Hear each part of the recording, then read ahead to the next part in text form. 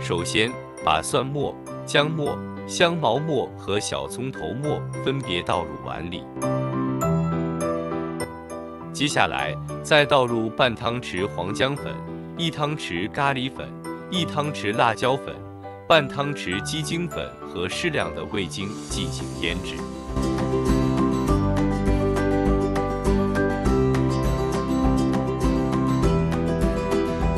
搅拌均匀后，加入1粒鸡蛋和2汤匙的木薯粉，再进行搅拌。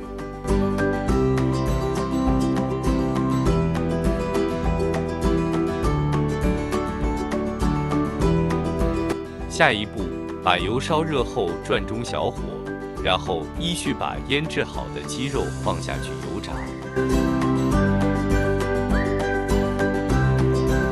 当炸至鸡肉表面金黄色时，放入适量咖喱叶，这样可以帮助增添香味。